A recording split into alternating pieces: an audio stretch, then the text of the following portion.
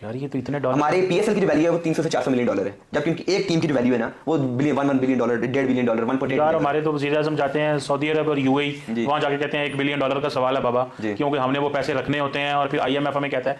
तो ये तो एक एक टीम की इतनी अरबों डॉलर की वैल्यू, इसका मतलब है पाकिस्तान को तो यही कर्जे दे सकते हैं। बिल्कुल दे सकते हैं यार नहीं, मैं वैसे मुझे आपने डाटा सही बताया, बिल्कुल सही बताया जी, पक्की बात है। ये ना मैंने कहीं चेक कर लें या हमारे दोस्त कोई देखें वो कहीं डाटा खराब है, क्योंकि यार इतने अरबों डॉलर, तो ये तो आईपीएल तो मतलब इसको तो यार हमें उधार नहीं देते पीसीबी को या कोई पीएसएल को या कुछ हमें चीमा साहब बीसीसीआई फंड देते हैं आईसीसी को, वो हमें आगे मिलते हैं। नहीं यार हम आईसीसी से लेते हैं, बीसीसीआई से हमसे हम फंड लेते हैं।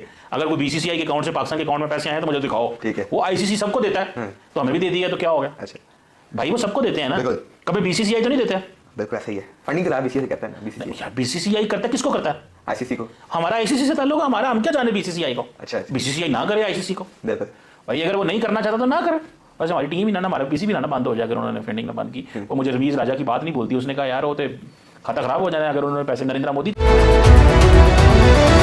पीसीबी, वो हमारे सारे आपको पता पार्लियामेंटेरियन परेशान होगा, उसने कहा नरेंद्र मोदी के पीसीबी चला रहे हैं, उसने कहा बीसीसीआई को जो पैसे देगा आईसीसी को तो पाकिस्तान को मिलेंगे ना।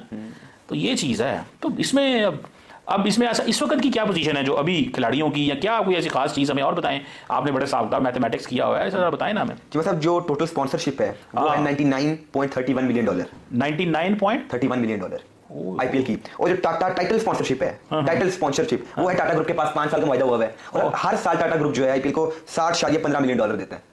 गली मोकी मिलियंस ऑफ डॉलर्स की बातें हो रही हैं इधर, हमारे पास जो है ना वो बातें हो रही हैं रुपए की, और वो रुपया जो भारत से बहुत, आईपीएल होता है तो पूरी दुनिया की नज़रें जो है वो भारत की तरफ होती हैं, क्योंकि उन्होंने बेसिकली इसको एक ब्रांड वैल्यू बना लिया। यही सवाल का जवाब लेने के लिए कि आईपीएल कितना अमीर है अमीर हुसैन, आईपीएल कितना अमीर है अमीर हुसैन, और कितने को डॉलर चलते हैं यार, सुने वहाँ पे उसकी ब्रांड की बड़ी वैल्यू है, टीमों की बड़ी वैल्यू है, जरा वो बताओ ना हमें क्या है यार आईपीएल में। सुना है हमारे तो जितने आईएमएफ से हमें पैसे लेने पड़ते हैं वो सारे तो सिर्फ आईपीएल के अंदर ही हैं। जरा बताएं क्या कितनी को वैल्यू आईपीएल की, जरा इसकी थोड़ी हिस्ट्री बताएं, इनकी जो टीम्स हैं उनकी क्या क्या मार्केट वैल्यू है, कैसे बताएं हमने, आपने कोई हिसाब किताब रखा हुआ इस डायरी के अंदर? जी मैं साहब सबसे पहले तो बहुत बहुत शुक्रिया, आपने दोबारा याद किया अपने शो पे। जी मैं साहब शुरू करते हैं 2008 से, जब पूरी दुनिया में सिर्फ पहली दफ़ा इंडिया ने ये रवायत रखी, ये रस्म बनाई कि हम एक लीग शुरू करने लगे इंडिया में, आईपीएल, इंडियन प्रीमियर लीग, जिसकी ब्रांड वैल्यू उस वक्त थी 300 से 400 मिलियन डॉलर उस वक्त जी, और आज इसकी ब्रांड वैल्यू है 16 बिलियन डॉलर। 16 बिलियन? जी 16 बिलियन डॉलर, 300-400 मिलियन डॉलर से 16 बिलियन डॉलर, जो कि 40 से 50 गुना बढ़ी है। और उस वक्त चीमा साहब जो मीडिया राइट्स थे 2008 के, वो 1.026 बिलियन डॉलर के बिके थे उस वक्त जी, और अब जो है 6.2 बिलियन डॉलर के मीडिया राइट्स जो हैं बिके हैं इंडियन प्रीमियर लीग के। यही तो वजह हमारे मीडिया से वो कोऑपरेट नहीं करते, वो कहते हैं हमें जरूरत ही नहीं है, हम इंटरनेशनल मीडिया के साथ डील करेंगे, जो हमें पैसे देगा, जो हमसे पैसे कमाएगा, वो कहते हैं क्यों पाकिस्तान को पैसे कमाने दें। जी बिल्कुल।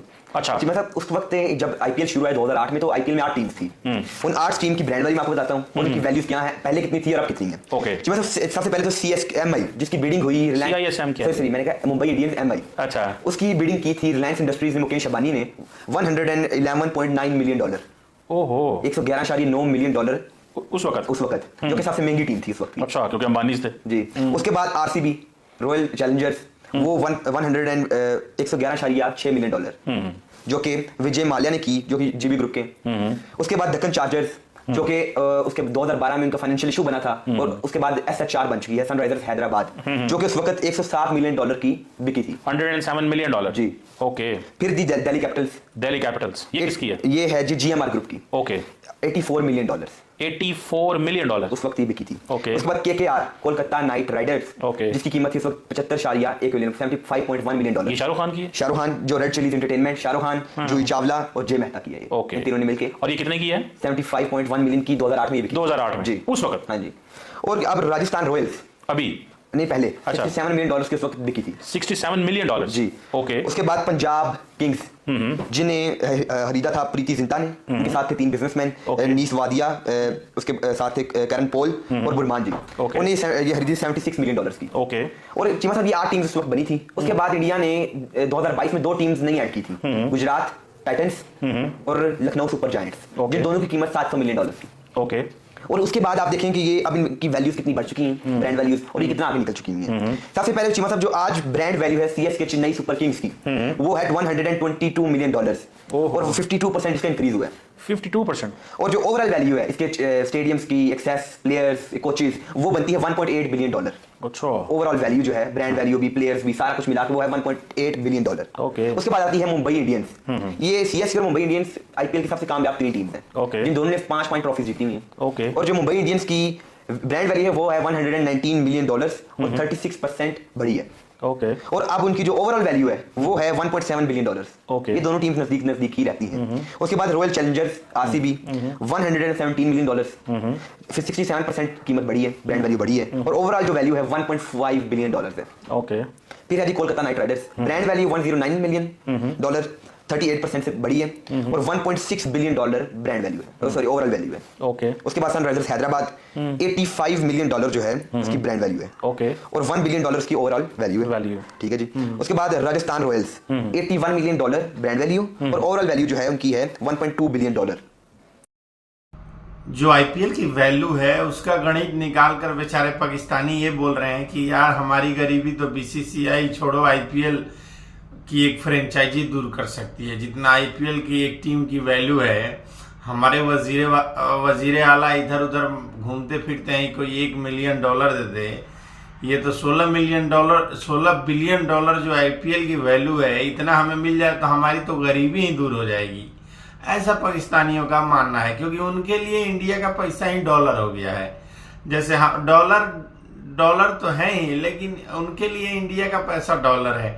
तो पाकिस्तान की मीडिया जो है ये हो सकता है व्यू पाने के लिए भी ऐसी बातें करती हो, लेकिन कुछ भी कहिए, जो आईपीएल जैसे जैसे हर साल अपनी वैल्यू बढ़ा रहा है, हो सकता है आने वाले टाइम में स्पोर्ट्स लेवल का सबसे महंगा लीग हो जाएगा। 1, 2 साल 3 साल आप रुकिएगा तो सबसे महंगा है।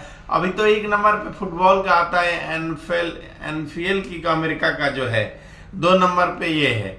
लेकिन अब ऐसा लगता है कि 1-2 साल में आईपीएल उसको पीछे छोड़ देगा। अब फिर भी ये लोग कहते हैं कि नहीं भाई साहब, वहां तो केवल पैसा चलता है, ओरिजिनल क्रिकेट तो पीसीएल का है। मतलब उनका कहने का ये अर्थ होता है कि भाई साहब पीएसएल में केवल क्रिकेट की वैल्यू है और आईपीएल में पैसे की वैल्यू है। तो भाई साहब जहां पैसा है वैल्यू उसी का है। क्रिकेट खाली तुम क्रिकेट खेलो, बिना पैसे का कितना दिन खेल पाओगे? ये बेचारे ये समझ ही नहीं पाते हैं कि बिना पैसे का क्रिकेट ये लोग खुद। आप सोचिए फ्रेंचाइजी के, पीएसएल के फ्रेंचाइजी के जो मालिक हैं उनको पिछले 2-3 सीजन ही फायदा हुआ है। 10 सालों में केवल 2 सीजन फायदा हुआ है, बाकी अपने जेब से पैसा डाल रहे हैं। कितने दिन तक वो लोग पैसा डाल के अपने जेब से चला लेंगे पीएसएल को? मतलब कि अब समझ जाइए कि आईपीएल में जो प्लेयर 5-6 साल पहले रजिस्ट्रेशन कराना बंद कर दिए हैं, अब वो लोग वहां पे क्रिकेट खेल रहे हैं। जेसन होल्डर वहां पे मैन ऑफ द मैच हुआ है, उसको तो वेस्ट इंडीज टीम भी नहीं खिलाती। डेविड वार्नर जो उसको ऑस्ट्रेलिया ने रिटायर कर दिया है, केन विलियमसन जिसको आईपीएल से रिजेक्ट कर दिया गया है, वो कमेंट्री कर रहा है, लेकिन वो पाकिस्तान नहीं जा रहा। तो लगता है उसको कमेंट्री में ही ज्यादा पैसे मिल जा रहे हैं। दूसरी बात आप देखिए कि ऐसे ही आपको 10-12 प्लेयर आपको ऐसे मिल जाएंगे जिनको आईपीएल में रजिस्ट्रेशन कराने का भी मतलब इतना भी उनका वैल्यू नहीं रहा। वो लोग अपने अपने कंट्री से भी नहीं खेलते। तो ये कुल मिला के पैजामा सलवार लीग नहीं है, बूढ़ों का लीग है। जो रिटायर होकर अपने देश को प्रेजेंट नहीं कर पाते वो पीएसएल ज्वाइन करके फ्रेंचाइजियों की तरफ से मैच खेलते हैं। तो जरूरी है बेचारे गरीबों का भी एक लीग होना चाहिए जहां पे खर्चा पानी चलता रहे। दोस्तों कमेंट सेक्शन में जरूर बताइए वीडियो कैसा लगा। चैनल पर नया तो चैनल को सब्सक्राइब करिए। जय हिंद, जय भारत।